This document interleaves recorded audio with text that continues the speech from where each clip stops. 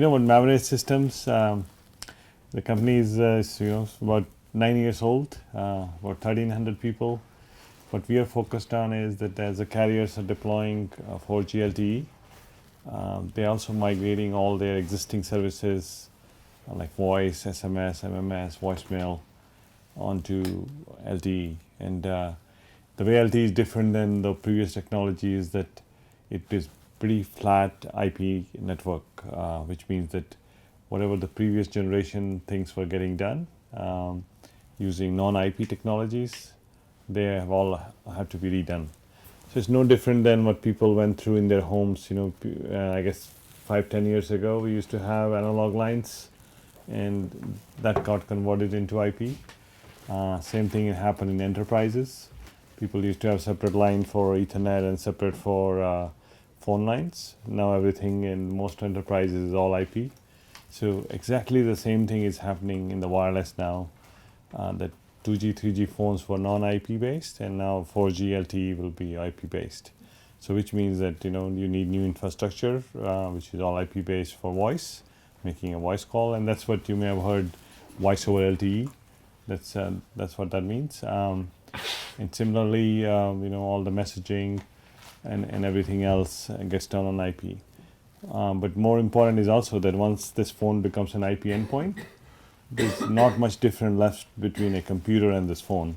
In fact, these phones are now pretty powerful, right? You can do a lot with the screen you have, and you can check your emails. People have do internet access through this. So there's no reason you cannot do what, for example, people do on the laptops, whether using Skype or Yahoo Messenger or any of those over-the-top applications, you can do on these phones as well.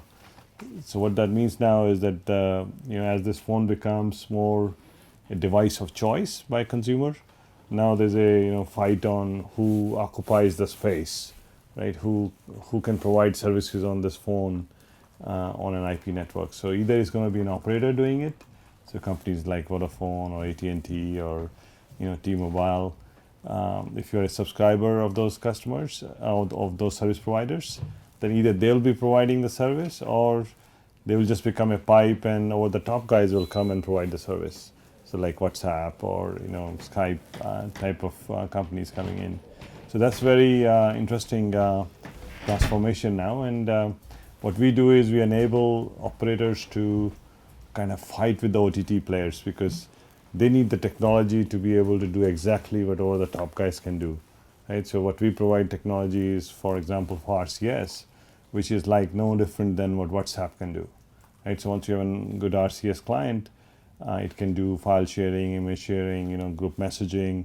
So the operator can do what over-the-top guys can do. Similarly, video calling, video conferencing, all the unified communication type of applications, screen sharing, file sharing, those kind of things. So effectively, an operator can now become at the same level as a over-the-top player.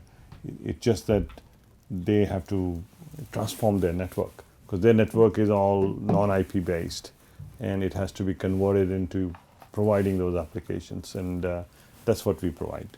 Because operators can't go to Yahoo or Skype and say, give me the technology, right?